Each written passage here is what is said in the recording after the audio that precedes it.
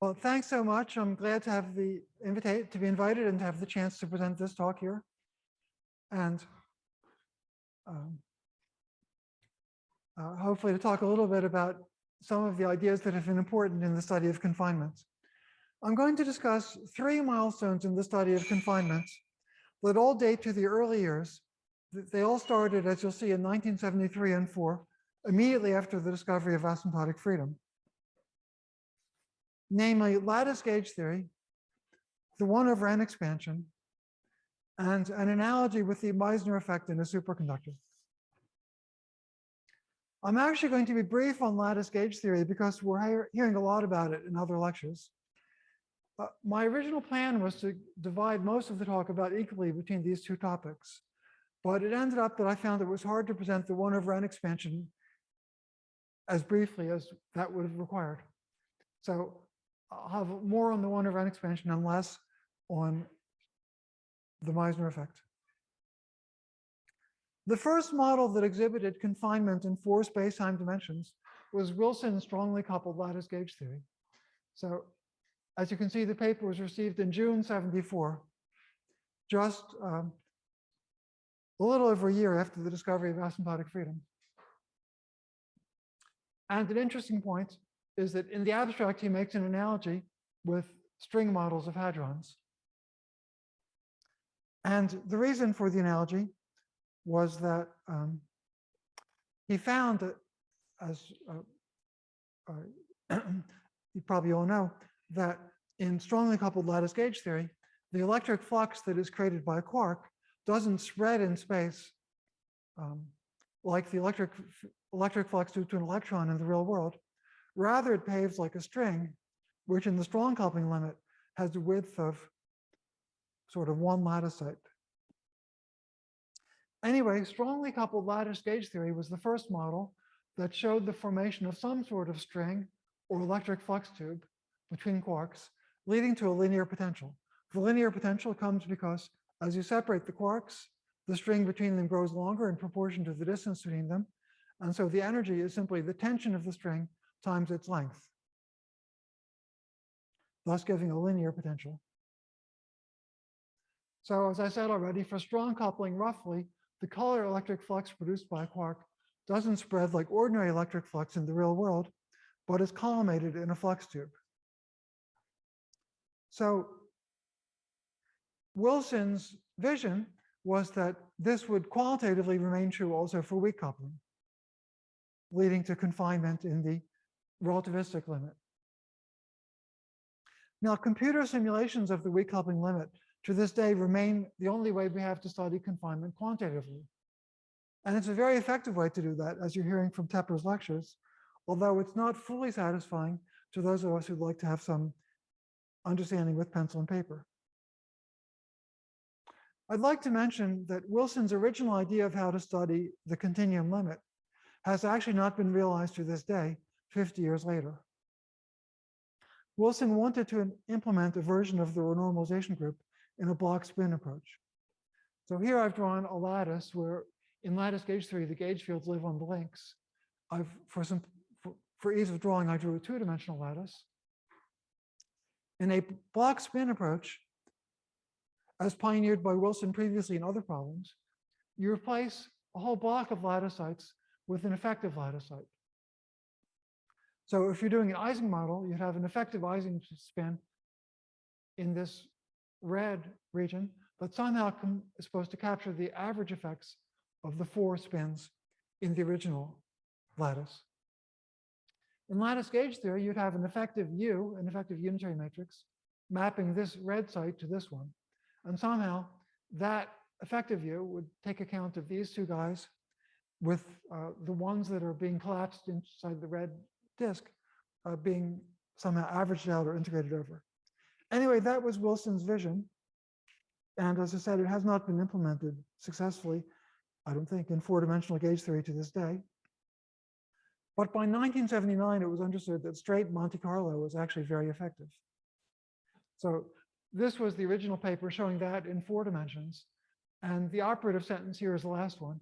No phase change is seen for the 4-dimensional SU2 theory between weak and strong coupling on the lattice. So that was the first numerical demonstration that there's no phase transition between weak coupling, where according to asymptotic freedom, we expect to get a continuum limit of the relativistic theory, and strong coupling, where Wilson had demonstrated confinement. Of course, within a very short time after this, there were improved calculations that gave quantitative results. But the first paper, I think, basically was showing that there's no phase transition. So once it was understood that straight Monte Carlo works, there has been no looking back. And as you heard,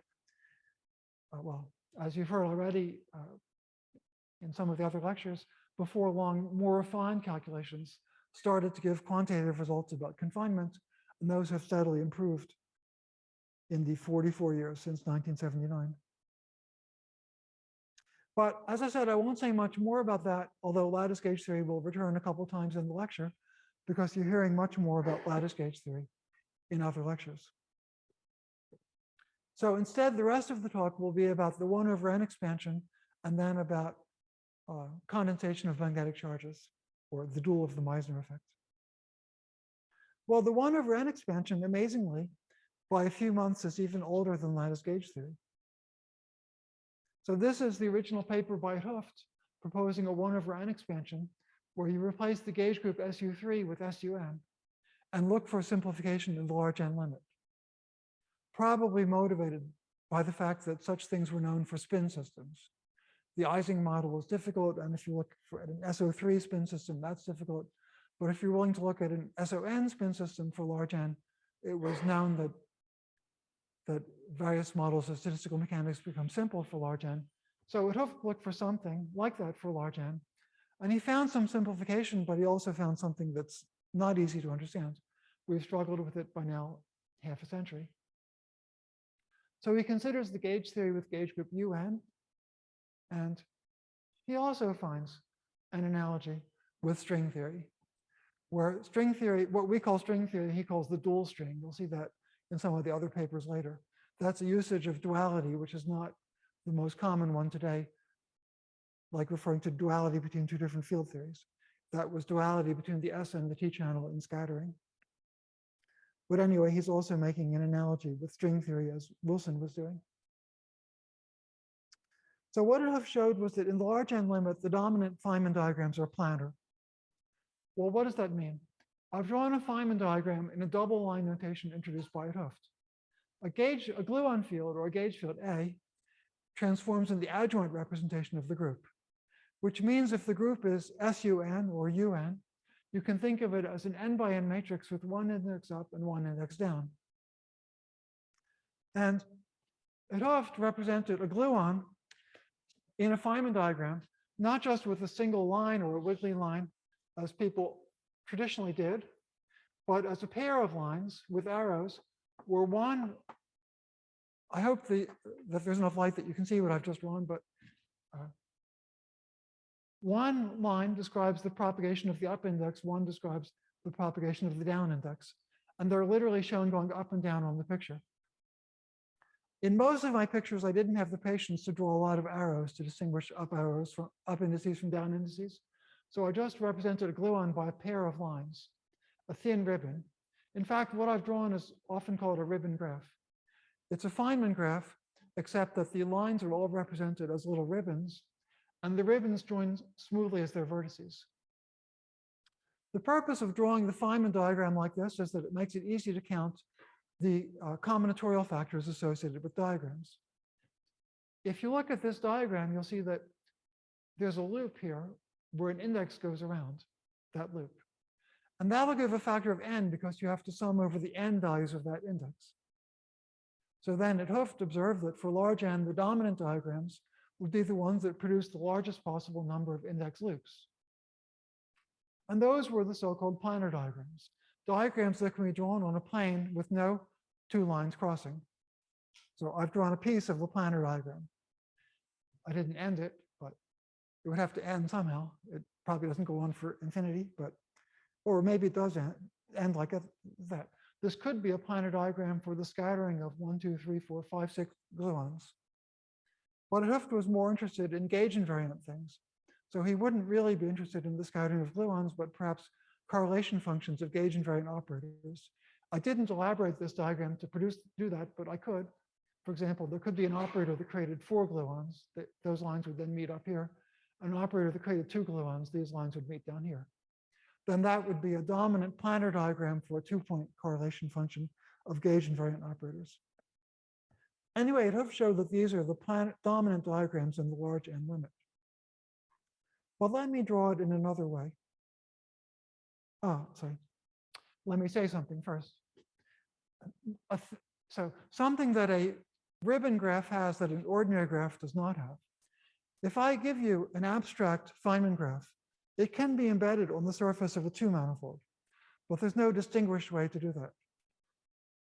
For a ribbon graph, just take all the index loops. Whenever you see an index loop, fill it in.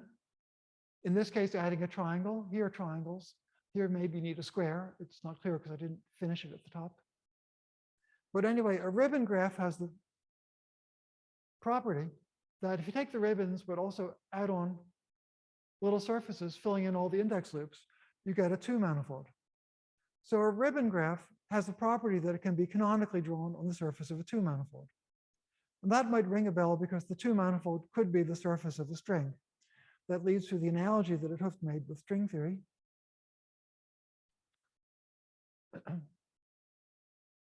When you fill in all the index loops with triangles, squares, and pentagons, or whatever it takes, you get a closed 2-manifold without boundary, assuming that all the lines in the diagram were double lines, ribbon lines. This 2-manifold could have any genus, and 't Hooft showed that amplitudes are weighted by powers of n squared depending on the genus. A genus 0 ribbon graph has the power of n to the +2, genus 1 is n to the 0, genus 2 is n to the -2, and so on.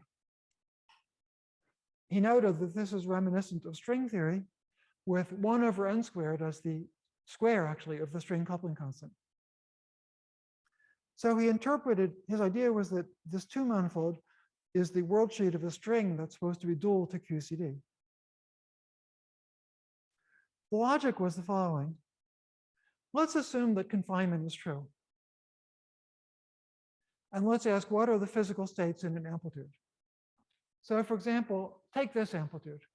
So I haven't been specific enough to make it into an amplitude. Maybe we had a 2-point function with 1 operator inserted here and 1 inserted here, although I didn't indicate them in the picture.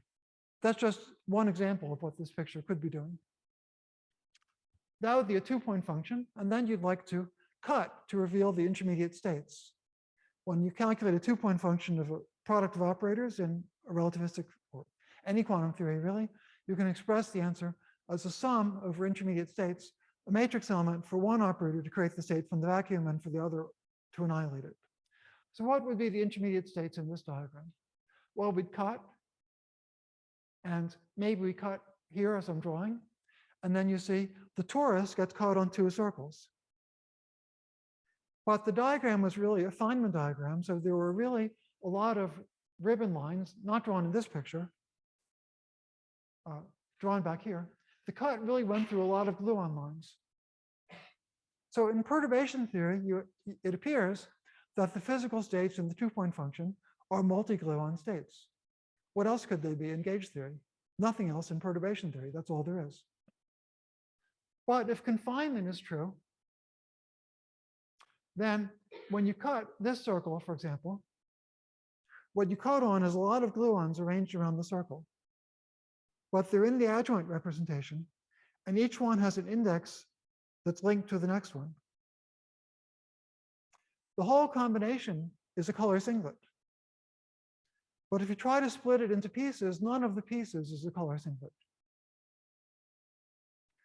So 't Hooft's insight was that if confinement is true, the intermediate state you get when you cut on this circle has to be a 1-particle state.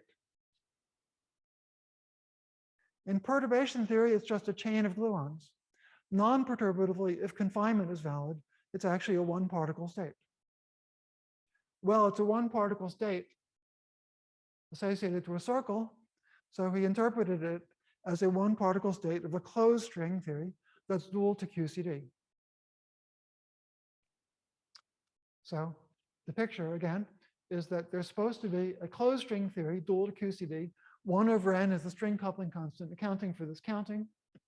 And then when you cut the physical states in the intermediate states, when you cut to compute an amplitude by unitarity, are supposed to be string states, states of the closed string that's dual to QCD.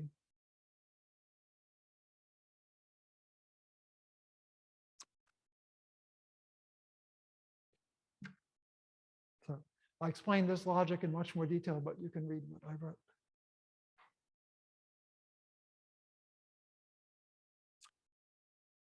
So the part that says that what you get by cutting is a one particle state, that's actually rigorous if you assume confinement. The interpretation that what you get by cutting is a closed string state was 't Hooft's vision based on the analogy of this picture with string theory. Now here I discussed the pure gauge theory. So the only ingredients in our Feynman diagram were gluons, which were represented by ribbon lines, because a gluon or gauge field has a pair of indices. What happens if we introduce quarks? And in the real world, quarks are in the fundamental representation. So when we generalize to the large n limit, we'll continue to assume a quark is in the fundamental representation of SUN. A quark field Qi is a one index field. It only has one index, an index up for a quark, an index down for an antiquark. But it's a one index field, unlike a two index gluon field, Aij. So the ribbon graph made from ribbons sort of ends when it reaches a quark line, because the quark line does not have a seconds index to continue the picture over to the right. So you can analyze the large N Feynman diagrams with quarks as well as gluons, and you get the same picture with one correction. There are quarks, but quarks live on the boundaries of the two manifolds. So now the topological expansion is a sum over two manifolds that might have boundaries, but they have quarks propagating on the boundaries. And now there's a factor of 1 over n for each boundary because a quark has one missing index loop, one missing index that leads to one missing index loop we would have had with the gluon. So I've drawn some examples of the topological expansion for quarks. I've drawn this without handles. With closed strings, we could also have handles, and we already know that a handle gives a factor of 1 over n squared. But to keep this picture simple, I only drew holes and not handles. So with no hole, a disk has a factor of n, and each hole gives a relative factor of 1 over n. And now I've, well, to distinguish the hole from the part of the surface is actually there, I've now drawn the surface in gray, which wasn't really necessary in the previous picture, I thought.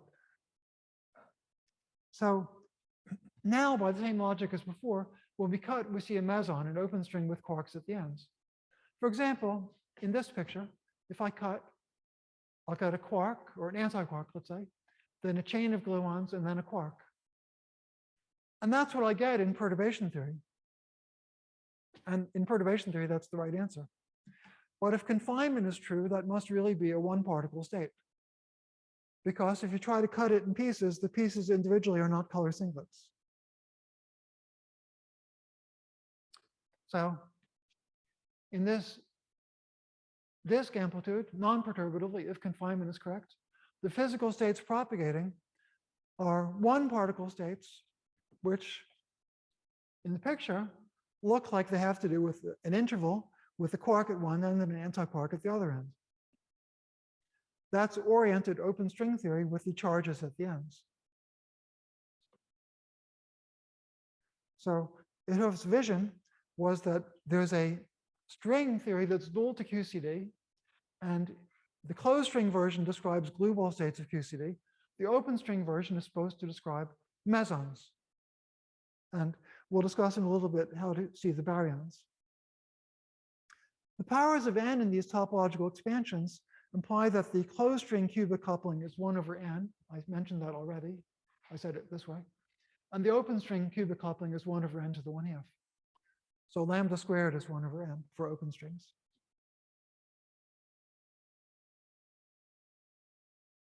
Now, if it's true that 4D gauge theory is dual to a string theory with positive string tension, this would make confinement manifest. The quarks are at the ends of open strings, and the string tension accounts for the coefficient in the linear potential between quarks, just as it did in Wilson's paper, actually, which I remind you was about half a year after Hooft's paper. But they were both thinking about confinement in terms of strings and linear potentials.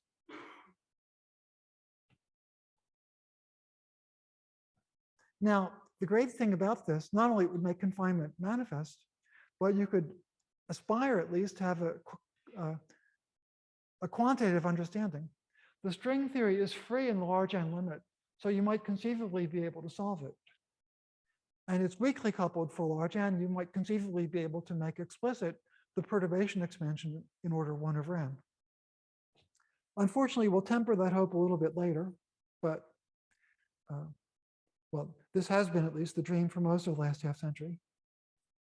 By contrast, there's no hope to solve 4D gauge theory for any specific value of n. For example, for n equals 3, if you do include the quarks, QCD describes, among other things, nuclear explosions. You're certainly not going to get an exact solution of anything that can describe a nuclear explosion. Even if you omit the quarks, what pure gauge theory describes is presumably, for n equals 3, way too complicated for there to be any hope of solving it. But in the large N limit, it becomes a free string theory. See, let me stress that better. These formulas show that the string coupling is 0 at n equals infinity. So the large N limit is free. And since it's actually a free theory that you're trying to perturb around when you do the 1/n expansion, it's imaginable that you could be able to solve it. And it's certainly imaginable, even if you can't completely solve it, that you can do much more than you can do for n equals 3. Now, although this is a meeting on confinement, I think I should mention at least one more thing. Assuming confinement, let's consider QCD with NF flavors of massless quark. And let's keep NF fixed when we take n to infinity. With this interpretation, the 1/n expansion implies that for sufficiently large n, assuming confinement, you can deduce that for sufficiently large n, you must have the observed pattern of chiral symmetry breaking, UNF times UNF broken down to UNF. How do we deduce that? Well, let m equals q bar q be the usual meson bilinear order parameter. Then for large n, keeping NF fixed, the effective potential has a single trace form. So it's n times the trace of some function of m dagger m. Now, the reason that's true is that, see, for large n, we just look at the disk amplitude. So if you want the endpoint function of an operator's q dagger q, they're inserted on the boundary of the disk. And they're being inserted on the boundary of the disk means when you sum over flavors, you end up taking a trace of the product of operators or matrices. So the fact that the large N limit, the fact that the dominant diagram has a single boundary leads to the fact that the effective potential is a single trace operator. The trace of some function of m dagger m, where the function depends on non-perturbatively calculating the disk amplitude. So I can't tell you what it is, but we do have this general structure. Now, any potential of this form produces either no symmetry breaking at all, or breaking of UNF times UNF down to UNF, depending on F. The option of no symmetry breaking isn't viable because of considerations of Hooft about triangle anomalies. Considerations that I reluctantly decided I wouldn't have time to explain today. I don't know whether they will appear in some other lecture at the school. If you're familiar with Hooft's work, you know that the triangle anomalies can in general be canceled by massless fermions. That's not possible here because, for one thing, if n is even, the theory has no fermions at all. And in the 1/n expansion, you can't really tell if n is even or odd. But as well, we'll discuss in a moment that the fermions for large n all have masses proportional to n. So they're not close to being massless.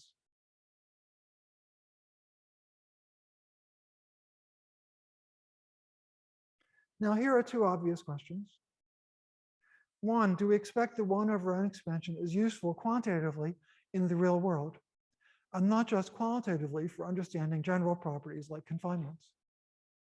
I can tell you from experience that if one lectured about the 1 over n expansion in the late 70s and 80s, it was easy to be greeted with not just skepticism, but incredulity in suggesting that this might be the case. Anyway, that's one question. Is the 1 over n expansion useful quantitatively and not just qualitatively for general properties like confinement, or as I just explained, chiral symmetry breaking? Two, 50 years after Rotov's original paper, do we actually believe he was right? Is 4D gauge theory dual to a string theory? And have we made progress understanding it? Well, actually, by now, lattice gauge theory has weighed in on the first question. So I think we'll hear more from later. But we know from lattice gauge theory that for n equals 3, many observables are close to n equals infinity. This is, I think, possibly the first paper with such results. But by now, they're much more precise ones. But anyway, by now, it's clear that lattice gauge theory, at least for the glue ball sector, has made it clear that the 1 over n expansion is a good approximation to the real world, especially if you include a leading correction to the large n limit. Now, unfortunately, this is best established in the glue ball sector, which isn't very accessible experimentally. That's a bit of a bother, but still it's strong evidence that nature does, that the large n is close to the real world. Now, looking at mesons instead from the point of view of phenomenology, remember before there was QCD, there was string theory as an attempt to explain the strong interactions, or the dual string theory as it was called in those days, or even earlier, the dual model, dual resonance model. The same facts that motivate the invention of dual models as a theory of strong interactions can be interpreted as evidence that the 1 over n expansion is at least reasonably good in the real world. So a basic fact is that meson resonances are narrow. So the reason that's true, just to underscore the point, is that this diagram describes free propagation of a meson. This one describes one meson decaying to 2. One meson comes in here, but you can cut on a 2 meson state. This diagram can be cut on a 3 meson state. So in large n limit, mesons are free. They have a width of order 1 over n coming from this diagram. Now, if you look at data from QCD, we find that mesons are narrow compared to their masses. Well, this is a fairly typical example for the row, and for fun, I decided to give you an extreme case of extremely narrow meson. Actually, I would say the width of the row relative to its mass is what you might guess if the 1 over n expansion was reasonably good, but not ultra precise. This one is actually embarrassingly narrow. The decay of the phi to 3 pions is of order 1 over n squared. And it's amazing to me that a decay of order 1 over n squared is as narrow as that. So that goes by way of telling you that the 1 over n expansion doesn't explain everything. In fact, it's not hard to find phenomena in meson physics where the 1 over n expansion does not work well. One example would be the delta I equals half rule in kaon decay, which is not predicted by the 1 over n expansion. It's been interpreted in terms of an unexplained enhancement of a particular diagram. I don't find that ultra satisfying. That explanation from the 1 over n expansion would have been more satisfying, but isn't there. And recently, various exotic multi-quark states have been found, which in my opinion are hard to interpret in the 1 over n expansion. So we're not going to get everything from the 1 over n expansion, but I think there's a reasonable grounds for hopes that we'd get a lot if we could understand the 1 over n expansion. Well, what about the baryon sector, which wasn't part of Houff's original picture? Well, for large n, the interaction between two quarks, as opposed to a quark and an antiquark, is of order 1 over n. Here I had to be a little bit more patient and put arrows on my lines. So here I've got a quark and an antiquark, and I've chosen them to be in a color singlet state. And in a color singlet state, they can exchange a gluon in such a way that in double line notation, it looks like this. And in particular, it's planar. And that leads to the fact that the interaction between the quark and the antiquark is of order 1 in the large N limit. That's why it's hard to decide what the meson spectrum is. If the interaction were small for large N, we wouldn't have trouble understanding what was happening. But the interaction is of order 1, and we believe it generates confinement, but we don't understand that really. Here instead, I have two quarks, so both lines on the boundary go up. And now I've exchanged a gluon, but you see, to make the arrows match, I have to twist the gluon line, making the diagram non-planar. And that means a factor of 1 over n in the large N limit. If we glue both of these pictures into something bigger, the twist will give us a factor of 1 over n here relative to here. So the interaction between two quarks is of order 1 over n. It's attractive if they are antisymmetric in color, but it's attractive and weak. However, a baryon is made of n quarks, for example, 8, as I've drawn here. Just for fun, I wanted to make a baryon that was a boson, so 8 is an even number. And if we give the quarks a wave function that's antisymmetric in color, symmetric in space, and symmetric in spin plus flavor, then each quark sees a collective force of order 1, because it's interacting with n minus 1 other quarks all in the same state. It interacts with each one with a strength of order 1 over n. So roughly for large n, you're interacting with n identical quarks all with a strength of order 1 over n. So the collective, you see a collective field that's of order 1, suggesting that some kind of Hartree approximation with n quarks in a self-consistent background potential would give a good description of baryons. Let's look at it in another way, which is perhaps even more elementary. A baryon with n quarks is naturally expected to have a mass of order n.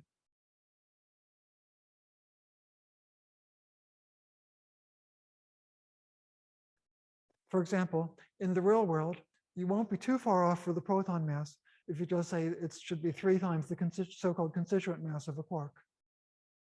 So the analog of that for large n is that the baryon mass will be n times the constituent mass of a quark, and in particular of order n. Well, as we've discussed, the 3 meson coupling satisfies lambda squared of order 1 over n. So the baryon mass scales as 1 over lambda squared. So where have you seen a particle whose mass is inversely proportional to the square of the cubic coupling? Well, solitons in classical field theory have masses, energies that scale like that. So such considerations led to the proposal that a baryon is a soliton in the large N effective field theory of mesons. However, in the 90s, we learned that in some cases, a soliton in the open string sector can be described as a D-brane. And that raises the possibility that maybe, at least in some cases, a baryon is better understood as a D-brane in the string theory that's dual to QCD, rather than as a soliton in the open string sector. Well, we can't test this out in the right effective field theory of mesons for the sad reason that we don't know what that theory is. Well, we can take a very crude theory in which a baryon is represented as a soliton. The crudest such model actually goes back to Skirm in 1962. And in this paper, we tested the idea of a baryon as a soliton in the Skirm model, computing quantitative properties. When I say quantitative properties, I mean things like the magnetic moment of the proton and neutron, the charge radius of the proton and neutron, and other things that are usually called static properties. You wouldn't expect the Skirm model to be good for relativistic collisions. It's a relativistic theory, but all it is, from this point of view, is the crudest model in which you can represent a baryon as a soliton in an effective field theory of mesons. So you should more plausibly apply it to static properties. Well, it typically worked within about 30%, which is quite reasonable given that, first of all, n is only 3, and secondly, the model was the wrong model. But more convincingly and more importantly, in doing these calculations, we found model-independent relations that work much better. For example, you can consider the pi nucleon coupling, but you can also consider the decay of a nucleon to pi, a so-called delta particle to pi nucleon. So those are two different couplings of the pion to two baryons. It turns out that either one is model dependent and depends on the details of the soliton model, but the ratio of these two is universal for any soliton model of a baryon, given only that the model has the expected collective coordinates. And similarly, you can compare the magnetic moment of a nucleon to what's called the transition magnetic moment, by which a delta decays to a nucleon and a photon. Now, if you compute things that are model independent, rather than depending on the details of the model, so that they really are tests of the 1/n expansion and the idea of the baryon as a soliton, you find that they work quite well. Based on this, I suspect the 1/n expansion works reasonably well for many aspects of baryons. However, as for mesons, it's easy to point to things that won't work well. And in particular, among other things, I don't think the 1/n expansion will be successful for nuclei as opposed to individual nucleons. Maybe, although I'm pretty skeptical, for nuclei, a very small baryon number. For large n, the nuclear binding energy is much bigger than we see in the real world. You can show that for large n, the nuclear binding energy is of order n, maybe with a relatively small coefficient. We can't be sure about the coefficient without knowing the right model. But the nuclear binding energy, the binding energy of nuclear matter in the real world is very small. I don't think it looks like something that's of order n. And I don't think the phenomenological models used by nuclear physicists would have any success at all if the large n limit was a good description of nuclei. Personally, I'm pessimistic about any approach to nuclear physics other than lattice gauge theory. And lattice gauge theory with classical computers will probably remain limited to small nuclei. So if you really want to understand nuclear physics, personally, I think you need quantum computers and lattice gauge theory. Hamiltonian lattice gauge theory, by the way. Hamiltonian lattice gauge theory on a quantum computer. Now let's recall our two questions. So the first one was, do we think the 1/n expansion is useful quantitatively in the real world? Second question is, do we believe 't Hooft was right? And have we made progress in understanding his conjecture? So we're now going to move on to the second question. Well, we have far more confidence in gauge string duality today than 50 years ago, speaking personally, because ADS-CFT duality, that is duality between gravity and asymptotically anti-de Sitter space and conformal field theory, has given concrete examples of duality between a 4D gauge theory and a string theory with, as 't Hooft predicted, 1/n as the string coupling constant. The most basic example is duality between n equals 4 super Yang-Mills in 4 dimensions and type 2b superstring theory on ADS5 times S5. Once we have this basic example, all kinds of other examples follow. For one thing, we can make a relevant deformation of the n equals 4 theory, and this will be dual to some sort of deformation of the string theory. So that will give us more gauge theories that are dual to string theories. For example, Polchinski and Strassler used this approach to find a dual string theory description of a certain gauge theory, sometimes called the n equals 1 star theory, with n equals 1 supersymmetry. The dual string theory made confinement manifest precisely when it was expected in the field theory. There are many other examples. You don't have to start with n equals 4. That's just a basic example. Many other examples of these dualities are known, and many of them can be perturbed to give other confining models. I believe Igor Klebanov will possibly be talking about such a model, which he worked on with Strassler. I'd been tempted to try to explain this model or maybe another one, but I decided it would be too much given the other things I wanted to explain. Now, but instead I won't explain the details of the model, but I will explain why such a model can naturally explain confinement. or predict confinement. But before I do that, I want to say that personally, I think the setup really implies that 't Hooft was right, that pure SUN gauge theory is dual to a string theory, because it's an example of a theory that can be reached by a relevant deformation of the n=4 theory. And I do believe that the corresponding perturbation of the string theory will give whatever 't Hooft was talking about. But there's a big catch. The only problem, but it's a problem that you could drive a herd of elephants through, is that to get the pure gauge theory, we need to make a relevant deformation with a large deformation parameter, or we could make a relevant deformation and make the energies very small. And we don't know at all how to take that limit in the string theory. In fact, the string theory we want is probably quite unlike any that we actually know as of now. The reason to think so is that we've got in QCD, or in pure gauge theory, we have asymptotic freedom governing the short distance behavior. We have weak coupling and asymptotic freedom, hard parton behavior, as David explained yesterday, at short distances. And we don't know how to make a string theory that does that. So I feel that this setup basically implies that 't Hooft was right, but there's got to be a trick involved that we really fundamentally don't understand. But anyway, what I want to do is to explain, I won't explain the details of the model of Polchinski and Strassler or Klebanov and Strassler, but I will try to explain why such models can naturally lead to confinement. We have to remember that ADS-CFT duality is holographic. The gauge theory lives on the conformal boundary of the space-time on which the strings propagate. So here I've written the metric of ADS5. You can think of t and x as the usual coordinates of Minkowski space. Z is the fifth coordinate that is introduced in this holographic dual of ordinary physics on the boundary. The conformal boundary where the gauge theory lives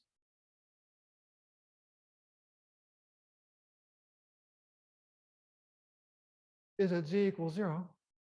The space is at z non-negative, or really positive. The infrared region is the region where z goes to infinity. To be precise, to make a state of very low energy in the boundary theory, its dual description has to extend to very large z. I guess roughly it's because for large z, this redshifting factor 1/z², becomes very large or very small, very large in the denominator. Anyway, the gauge theory lives at z=0, and in the dual description, the infrared region is at very large z, very far from the boundary. Now, suppose we're given a Wilson operator W in the fundamental representation. In other words, an operator that describes an external quark by which we want to probe the system. And I'll put it in the boundary. So the boundary is at z=0, and I've drawn it in this this dark blue. And light blue is meant to be the interior. And it goes off actually to z=infinity, which I couldn't draw, so I stopped it at some value of z over here. But imagine the light blue going off to infinity. And then I've put a Wilson line drawn as this red circle in the boundary. Now, Wilson taught us a criterion for confinement in terms of the Wilson operator. Let A be the area of a minimal surface in the boundary that has for its boundary this red circle. So in this example, the minimal surface would just be this blue disk whose boundary is the red circle. Let A be the area of the blue disk. But I'm calling it A=A boundary to emphasize that that's the area measured in the boundary. According to Wilson, confinement means that the exploitation value of the Wilson operator decays exponentially with a constant times the area for large area. So we want to decide whether the ADS-CFT duality predicts such a result. Well, Modelsane and Ray explained how to compute the exploitation value of W in the large n limit in ADS-CFT duality. You view the Wilson loop at infinity as the boundary of an elementary string worldsheet, which I'll call S.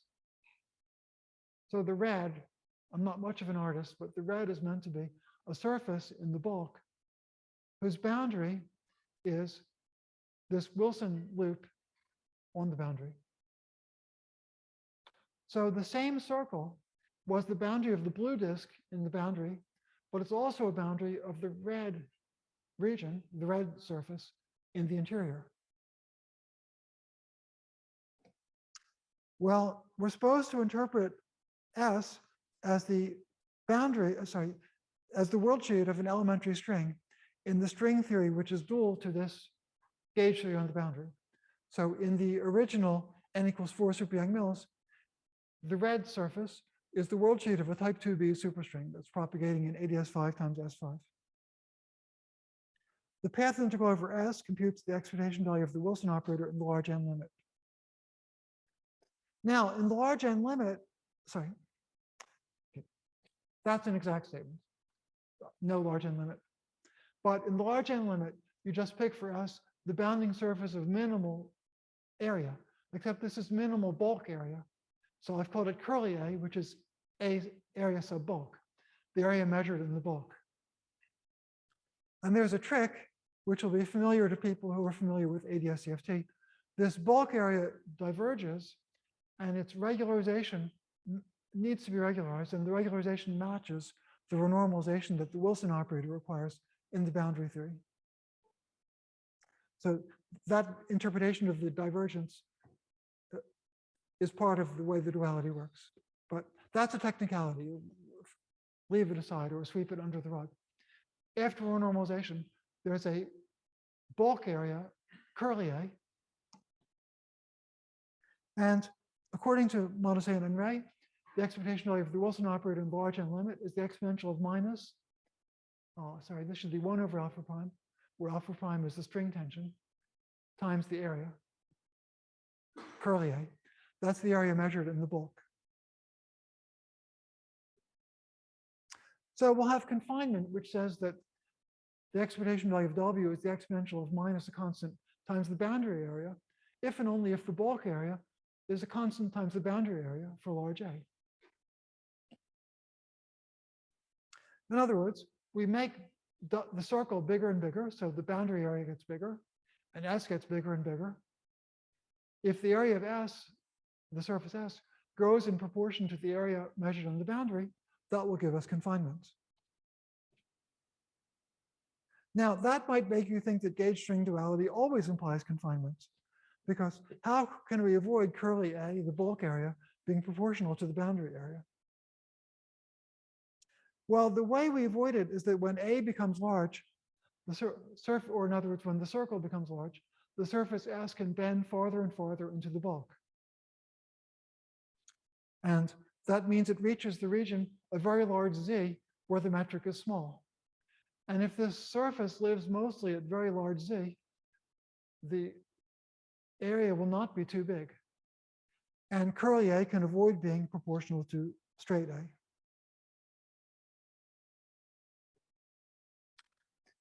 In fact, if the bulk is really ADS5, the dual gauge theory on the boundary is conformally invariant, so it definitely doesn't have an area law. It's gapless and conformally invariant and not confining. However, suppose we turn on a relevant perturbation that causes the theory to develop a mass gap. Well, since very large Z was the infrared region, which you have to probe if you're going to see massless or very, very low energy states, if there's a gap in the dual description, it will cut off the bulk spacetime at some Z equals Z naught, eliminating the vanishing of 1 over Z squared as Z goes to infinity. Then there's a limit to how much the bulk area can be reduced by bending in the bulk, and it's natural to have confinement. Here's a picture of what happens in such a case. But for ease of drawing, I'm going to take a slice of the previous picture and compress the boundary to 1 dimension. So it would have stressed my drawing ability too much to try to draw this in 3 dimensions. So the boundary has been compressed to 1 dimension. It's a 1-dimensional slice of the previous picture. So it intersects the Wilson operator at 2 points.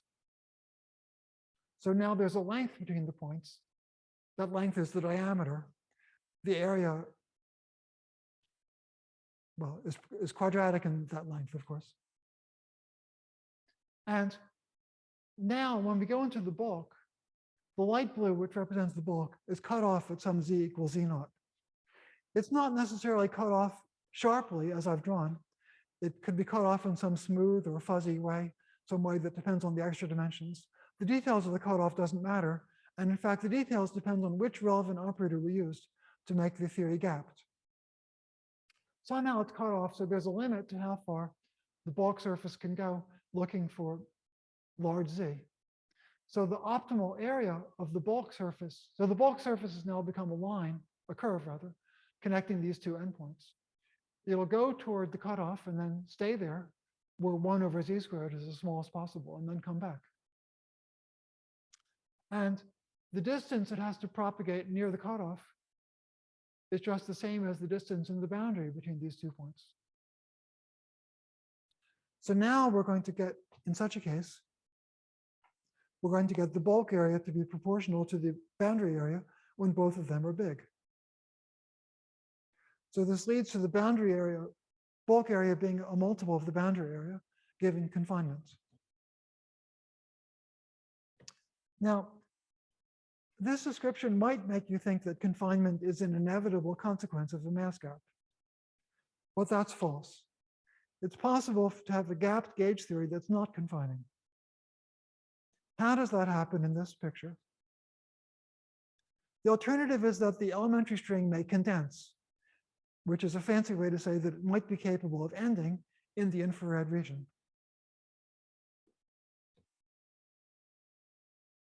So then the picture would be schematically like this.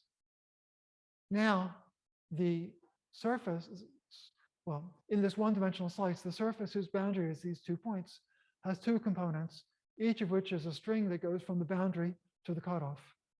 And then at the cutoff, there's some kind of physics that makes it possible for the string to condense or end.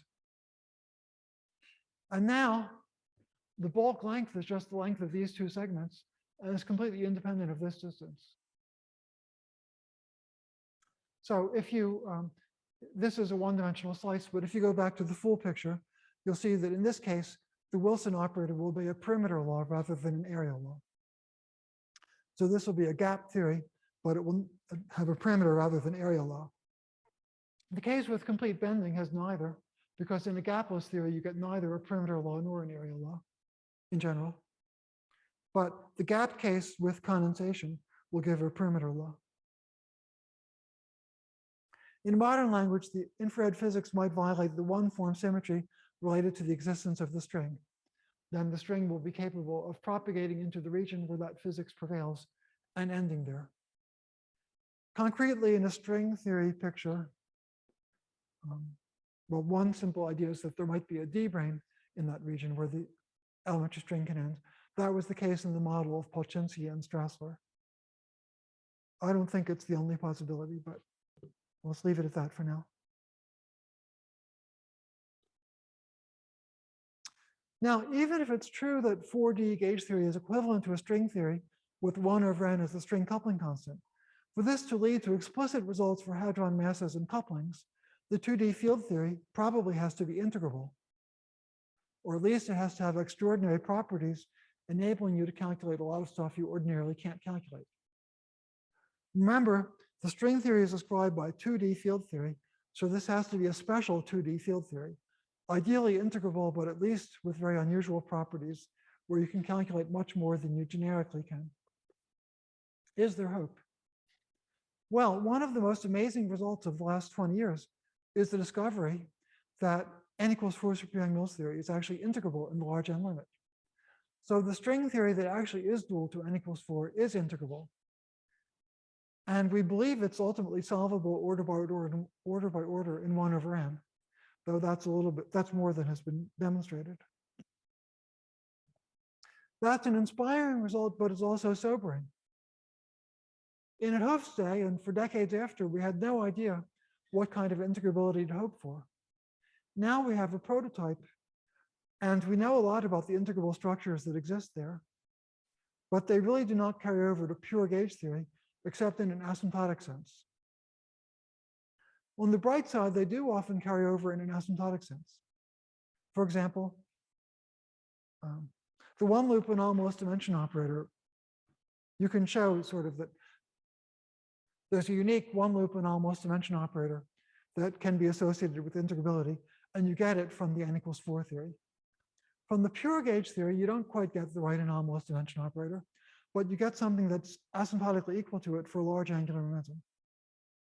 So there are all kinds of results like that, suggesting that maybe there's an asymptotic integrability, but not a true integrability in the string theory that's dual to pure gauge theory in 4 dimensions.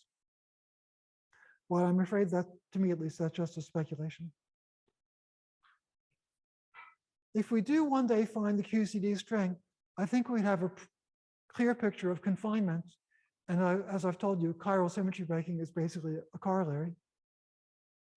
And I tend to believe we'd be able to calculate some things about QCD that we can't compute now, but I don't know which ones. Actually, David, at the end of his talk yesterday, mentioned a few that are candidates involving time-dependent phenomena that are hard to access either with lattice gauge theory or any other presently available method. I think they might be, well, okay, I shouldn't say too much more. But we might still have to rely on lattice gauge theory for masses and couplings of individual particles.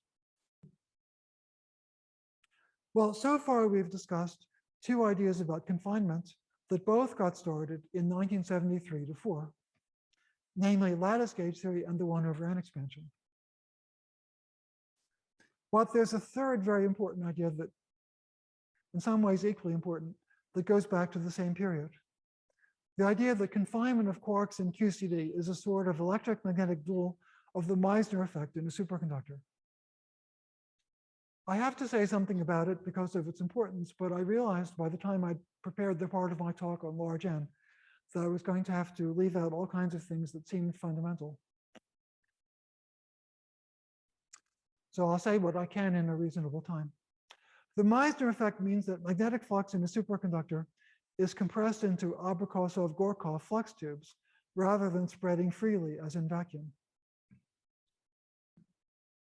The flux tubes are supposed to be analogs of the QCD string in this framework. So as I've said, I'll explain a little, but I won't be able to do justice to the subject because we spent too much time on large N. Here's what I think is the first paper by Nambu, submitted in September of '74, which means a couple months after Wilson. And he visualized quarks as magnetic monopoles at the ends of a magnetic flux tube in a superconducting vacuum. And you see, in a superconductor, magnetic monopoles would be confined because the flux they create would be compressed into a flux tube. Unfortunately, we don't have magnetic monopoles with which to do experiments in a superconductor, but we do see the flux tubes. So we know that magnetic flux can't spread in a superconductor. It's compressed into a flux tube. And Nambu wanted a quark to be, in some sense, a magnetic monopole, not of electromagnetism, of course, but a magnetic monopole of something. And then he wanted the vacuum of the something to be a superconducting vacuum. So the flux would be compressed into a flux tube. And when we try to separate a quark and an antiquark, a flux tube would form between them, and that would give the linear potential. Now, you notice that Nambu was motivated by prior work trying to interpret string theory in terms of magnetic flux tubes. The first sentence of his abstract maybe needs some translation. So as I told you before,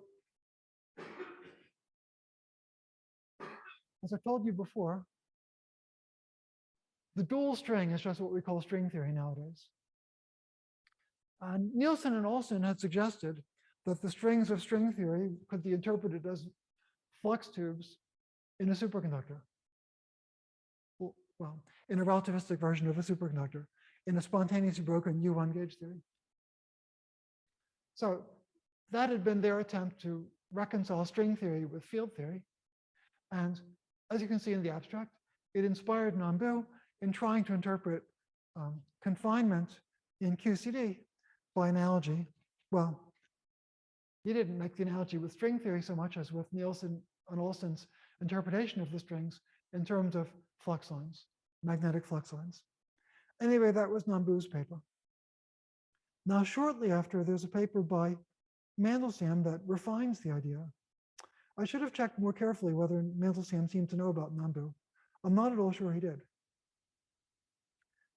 Nambu had abelian flux lines. So as in an ordinary superconductor, flux lines can't annihilate. If you have n parallel flux lines, they carry n flux quanta. No matter how many there are, they just sit there. So Nambu had QQ bar states, but he wouldn't have had baryons. Mandelstam improved the picture so there would be baryons. He arranged so that the flux lines can annihilate in groups of 3 because the flux they carry is conserved only mod 3. And therefore, he had QQQ states as well as QQ bar states. He had QQQ states of finite energy as well as QQ bar states of finite energy. If you take a baryon and try to separate the 3 quarks, each one is a source of a flux line, and then they can join in the center, because in Nambu's model, in Mandelstam's model, flux lines can annihilate in groups of 3. So Mandelstam rather optimistically says that the model possesses a natural explanation of quark confinement. Only the natural explanation was an explanation of how to confine magnetic charges, which a quark most assuredly was not in any known way. A quark was a color triplet of SU3, and Mandelstam was giving a natural explanation of confining quarks viewed as magnetic charges of some unknown theory. So I was actually a beginning graduate student in that period. I started graduate school in the fall of '73, which means a few months after asymptotic freedom was discovered. And I knew enough to read these papers by maybe the summer, but certainly the fall of 1974. So the Wilson, well, of course, I had an advisor, David Gross, who was encouraging me about some of them. But anyway, the Wilson and Hooft papers I appreciated and tried to work on, although not without much success in those days. But the Nambu and Mandelstam papers completely baffled me. I couldn't make any sense out of them at all. I wanted to confine color triplets. I didn't want to confine magnetic monopoles. What on earth were those guys talking about?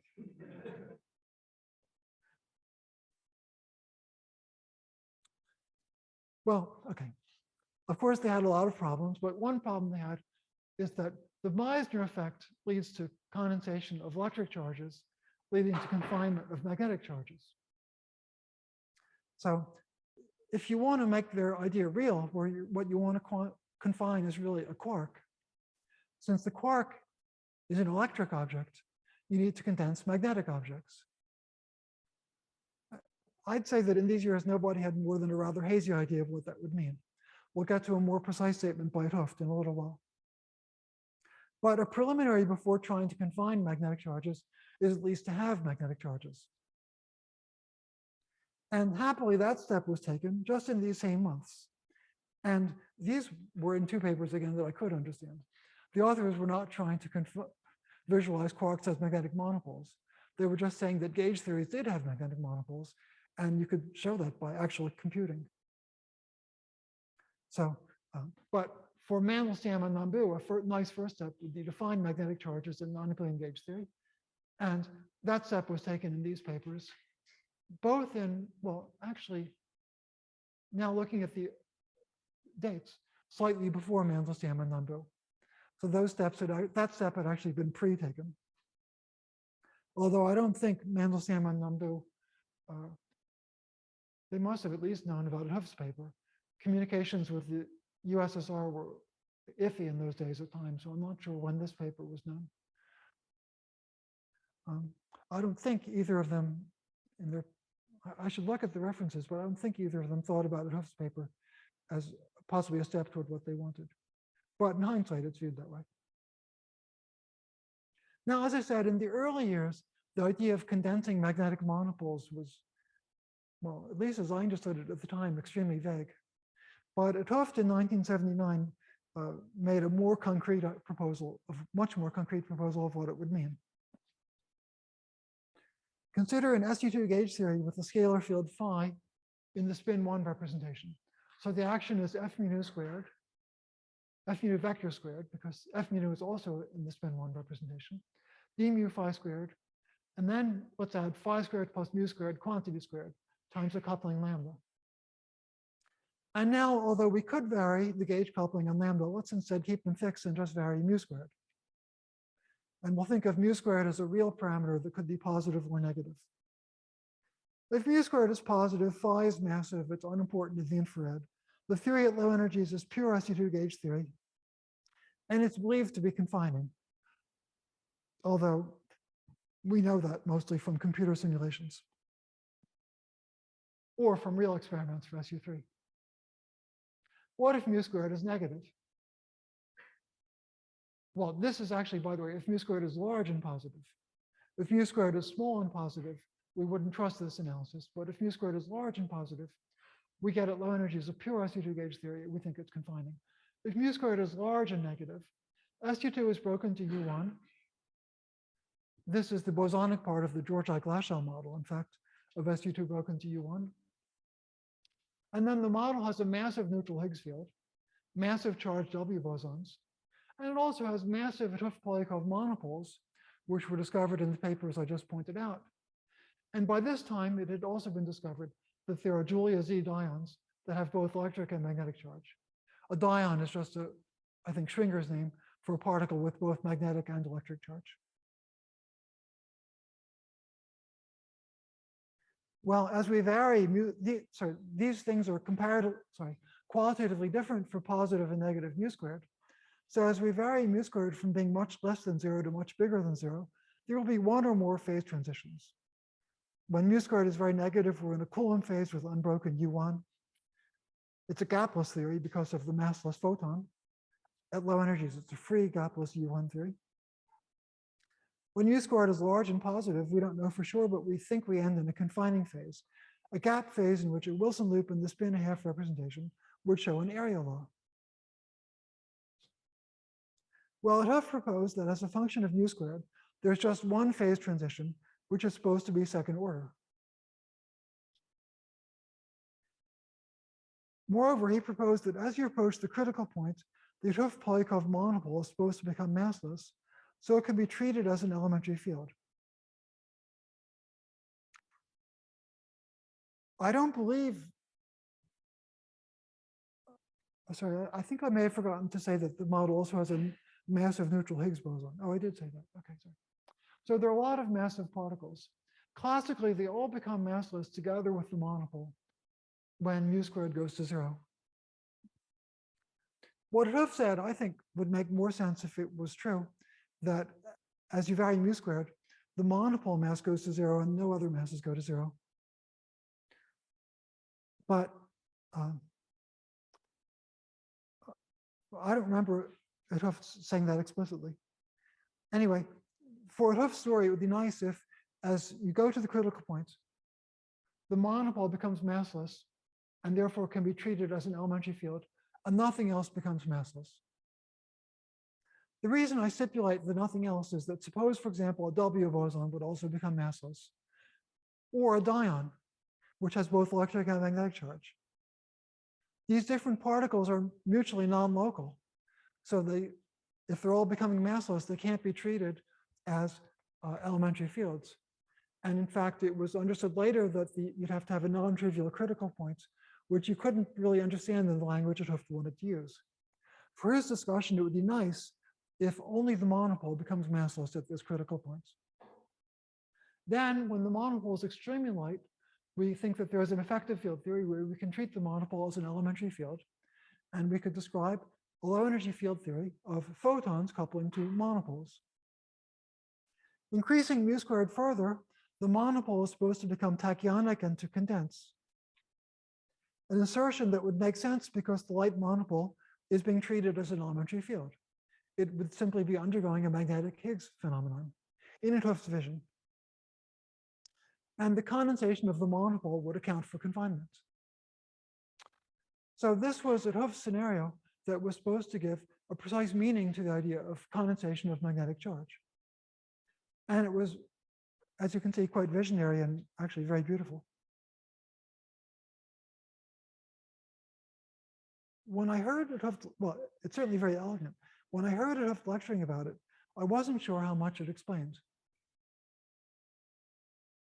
Even today, I don't know if it's true that this precise model has precisely the one phase transition that 't Hooft wanted.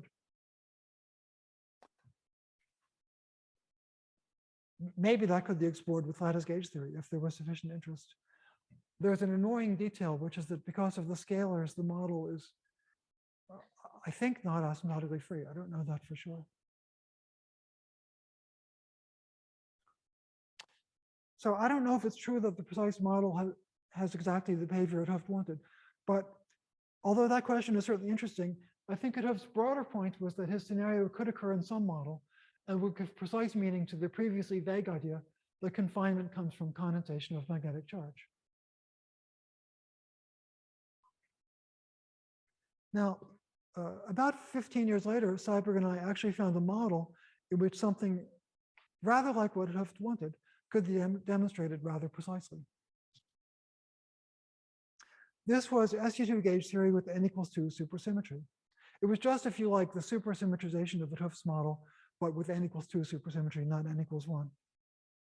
The bosonic fields are the same as in 't Hooft's model, except that phi is now a complex scalar field in the spin 1 representation, rather than a real scalar. And also, its potential is determined by supersymmetry, so it doesn't have the form 't Hooft assumes. The potential has this form. There's a moduli space, so to make the potential vanish, phi and phi bar have to commute, which means that phi is what's called a normal matrix that can be diagonalized by a unitary transformation. And the eigenvalue is unique up to a sign, which comes from a Weyl transformation. So there's a one parameter moduli space of supersymmetric vacua parameterized by trace phi squared, which is 2a squared, where a was the eigenvalue when we diagonalize phi. If U is large, asymptotic freedom prevails, and the model can be simply understood in semi-classical terms. In that region, the physics is just like it was for 't Hooft when mu squared was negative. SU2 is broken to U1, and the spectrum is a supersymmetrized version of what 't Hooft said. There's a massless U1 multiplet with n equals 2 supersymmetry, a massive W boson vector multiplet, and massive monopole and diamond hypermultiplets. In other words, they're massive Topf-Polyakov and Julia Z monopoles and dions, which now are in supermultiplets. In the interior of the U-plane is a region of strong coupling, and we wanted to know what happens there. The previous year, Natty had gotten similar, somewhat analogous results for a lot of models with n equals 1 supersymmetry. So we wanted, inspired by that, we were trying to do something for n equals 2. The problem is so much constrained by considerations of supersymmetry and low energy effective field theory that you can determine the answer. What I've drawn here is the U-plane, complex U-plane. And as I've told you, at infinity, which is sort of a circle in a complex plane, or in the exterior of a circle, asymptotic freedom is effective, and you can use semi-classical calculations to determine what happens. The other tool is effective field theory.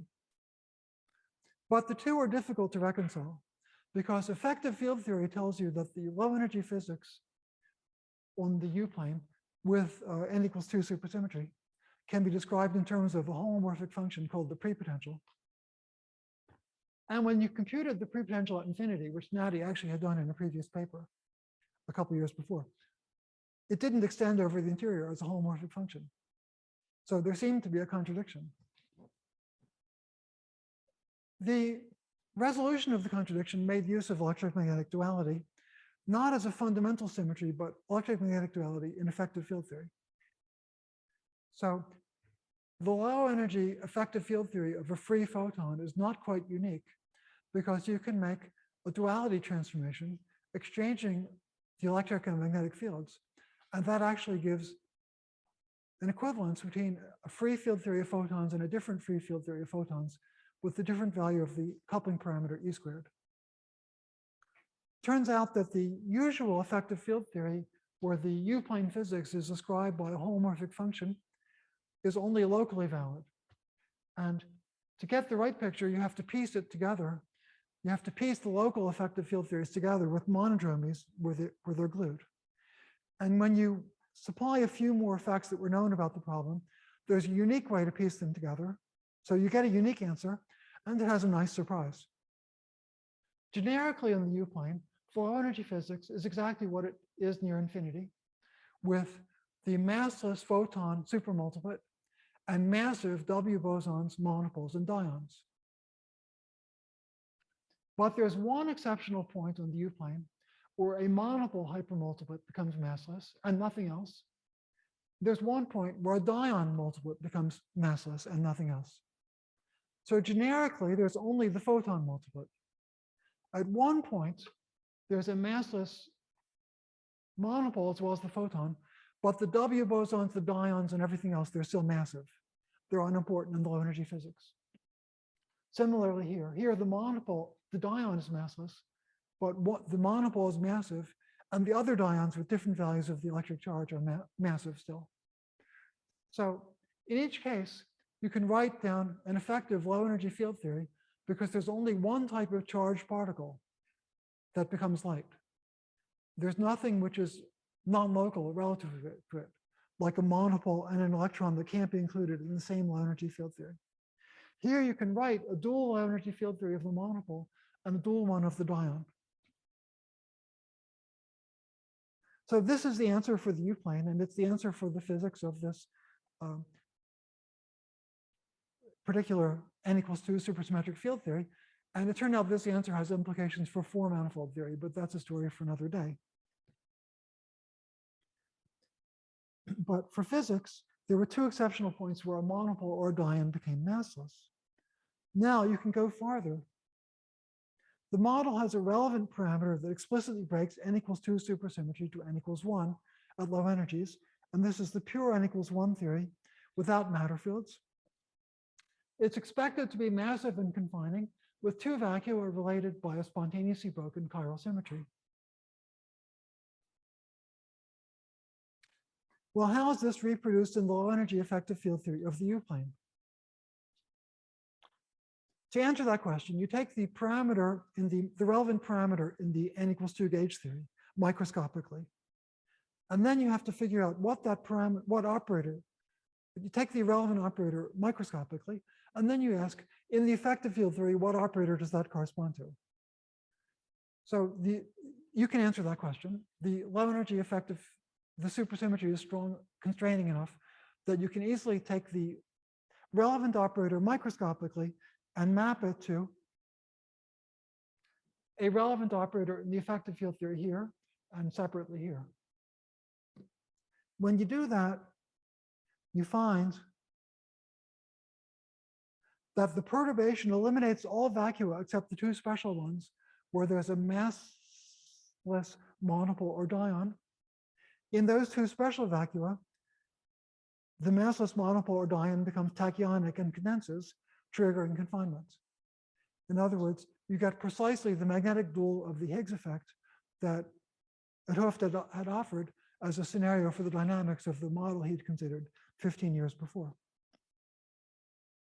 Now, something you'll notice here is that the 2 confining vacua are inequivalent. In one case, a monopole condenses, in the other case, a dion.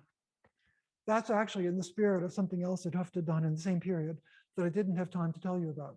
't Hooft had predicted that there are 2 distinct confining phases of SU2 gauge theory, one in which confinement is triggered by condensation of a monopole, and one in which it's triggered by condensation of a dion. So he called them confinement and oblique confinement, and that's exactly what we found in this model. And subsequent work showed similarly, 't Hooft had classified the gapped massive phases. 't Hooft had classified the massive phases of gauge theory for any group G in terms of which condensation of electric and magnetic charges I wrote are confined, but it was meant to be condensed. That should be condensed. So 't Hooft had a classification of massive phases of gauge theory. It turned out with some extensions of what I've told you that it's possible in various models to see all the gap phases predicted by 't Hooft's analysis. For example, I've already mentioned the n=1 star theory that was studied by Polchinski and Strassler. It has a discrete set of vacua, some gapped and some with Coulomb vacua, with abelian gauge fields. If you just look at the gapped ones, Donaghy and I elaborated Seiberg's Witten arguments and showed that each of Houff's gap phases occurs precisely once. And Polchinski and Strassler showed in the work I already mentioned that these massive vacua can all be realized in terms of supergravity with branes. Okay. So that's as much as I'm going to say about condensation of magnetic charge, although I feel I'm shortchanging you on a vast subject. But there's another angle that I feel I need to mention at least, although I don't have time to say much. It's not so directly related to confinement. In fact, the two foundational papers, which I'll point out in a second, don't even mention the confinement problem, as far as I could see. In fact, they're the only two papers I'll mention that don't appear to have been motivated by string theory or to have mentioned an analogy with string theory. They have to do with symmetry between electricity and magnetism. So we know classically there's a symmetry between electricity and magnetism in Maxwell theory. But in the real world, the symmetry is lost because there are electric charges and no magnetic charges. In Yang-Mills theory, we can't avoid having electric charges because the gauge fields themselves are charged. And classically, there certainly is no symmetry between electricity and magnetism in Yang-Mills theory. In their ideas on confinement in the 70s, Nambu, Mandelstam, and Houft did not claim that QCD or any other theory has a duality symmetry between electricity and magnetism. That I have no idea if they suspected it, but it wasn't what was relevant to what they were interested in, which was to understand QCD. They started with the intuition that conceptually there's some kind of symmetry between electricity and magnetism, in the sense that whatever phenomena can occur in one theory for electricity or magnetism can occur in some other theory for magnetism or electricity. So when Nambu claimed he had a natural mechanism of quark confinement, what he really meant was that in some theory for magnetic monopoles, he had a natural mechanism of confinement where he had QQ and QQ bar and QQQ states. And intuitively, although I don't think he even spelled out so well that this was the intuition, he felt that if that could happen for magnetic charges, it could happen in some other theory, maybe QCD for electric charges. So I think this was the philosophy in that work, although to my thinking, not spelled out as much as it might have been. Although, as I've already told you, when I was a student, I was utterly baffled and couldn't make sense of it at all. Now, although these authors, I think, did not think in terms of whether there was a theory that was actually self-dual between electricity and magnetism, such ideas were proposed a few years later. And, well, I'll show you the first two papers. This is Goddard, Witten, and Olive in early 77. They had they had some of the ingredients, but they didn't have a specific proposal. Later the same year, Montonen and Olive have a specific proposal, which did not turn out to be exactly right, but it was the first step in the road that led to the understanding that something exactly like what they're saying is true for n equals 4 super-Yang mills. So n equals 4 super-Yang mills has both the ADS-CFT duality that I talked about earlier and the electric magnetic duality that I would talk about if I had time to explain what happened after Montonen and Olive. It's kind of amazing that the same theory illustrates both of them. Now, as I already said, the authors of those papers were not motivated, as far as I can see, by the confinement puzzle. And for nearly 20 years, there was only limited progress in understanding, verifying, or generalizing proposals of their type.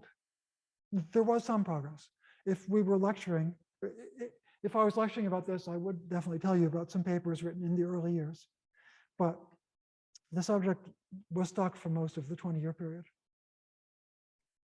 But that changed by the mid-90s, and the study of what you could call microscopic electric magnetic duality, as proposed by Montonen and Olive, merged with the sort of things I've been telling you about, involving monopole condensation and the phenomenological electric magnetic duality that Seiberg and I used, and also with the study of dynamics of string theory.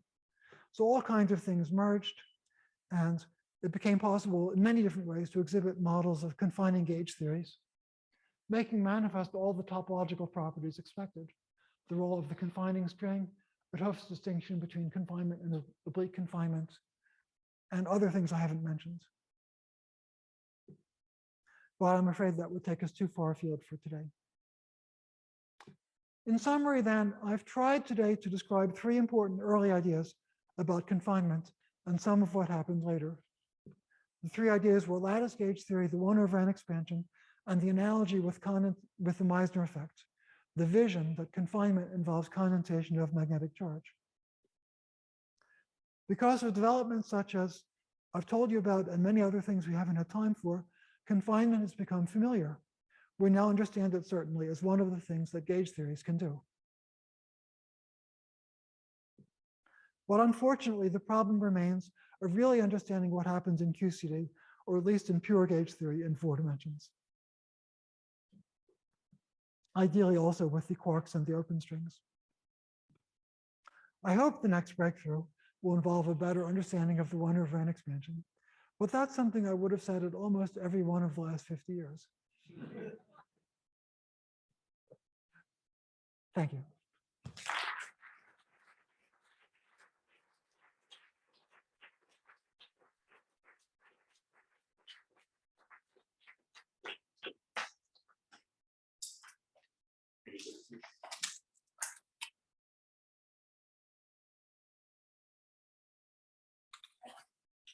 I have a curiosity about history. So this Thooft's first Largen paper came out in 1973, which is just 5 years after Veneziano wrote down his amplitude, and probably only 3 years after Nambu go to action was discovered. So at that point, string perturbation theory was not well understood, or it was not even formulated. So it seems quite remarkable that in 1973, Thooft was making an analogy with the genus expansion in string. It wasn't well understood by modern standards, but quite a lot was known. Certainly tree amplitudes and one loop amplitudes have been computed. It would have been better to have asked, unfortunately David had to leave, but David, I started a little bit too late to be able to answer your question. Unfortunately, I strongly suspect though that people understood at the time, even though they only knew how to calculate tree level and one loop amplitudes, but they understood that it was supposed to involve a genus expansion. I think that's what David would tell you had he been here. And if I thought about it more carefully, I maybe could think of some arguments that might have made sense in 1973, but maybe I couldn't, I'm not sure. I saw another question just behind you. Regarding the way 1/n expansion predicts masses and widths of the slight resonance, what does it have to say about the sigma resonance?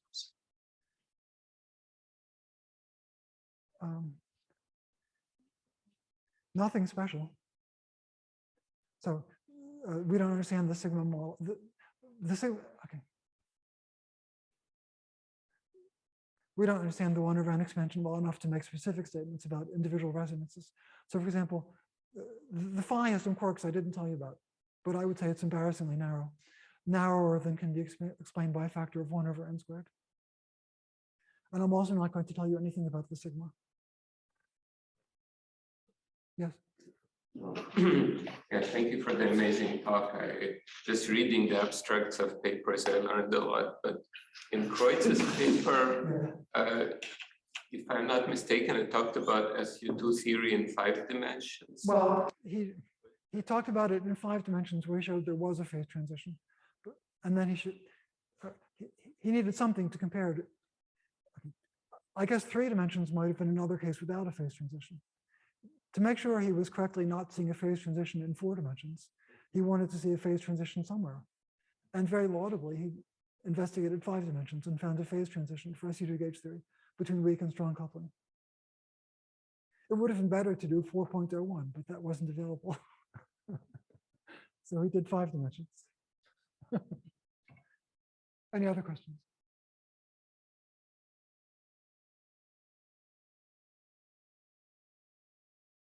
Yes. Yeah, looks like we'll have this bosonic field in fundamental representation of gauge group. Then the confined phase and the Higgs phase can be the same phase. So that suggests that you don't need a monopole to get a confined phase. So I'm kind of confused. So that's what's the. I missed a few words, so I'm not certain I understood the question. Let me respond to what I understood, and if I didn't answer, you can comment. So when you include quarks, for pure gauge theory, confinement is a sharp question. is there an area along the Wilson line? With quarks included, the question of confinement isn't a sharply defined question. It's a quantitative question, kind of, rather than a sharply defined question. It's like the difference in water and steam. In practice, under ordinary conditions, water and steam are different, and the difference is useful and important. But in principle, water, you can connect water to steam, so you can't rigorously define the sense in which water is different from steam. And QCD with quarks is similar.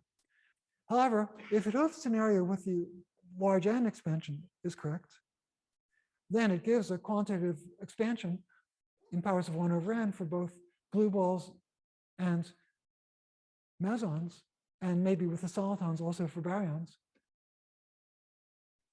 So, okay, you can't rigorously say it's confining for large N, but you can calculate the meson masses. That's pretty good.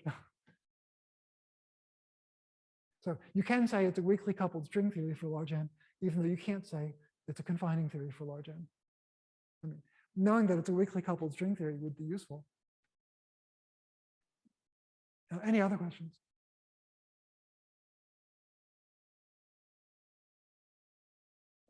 Okay, I don't see more questions, so I think we should call it a day.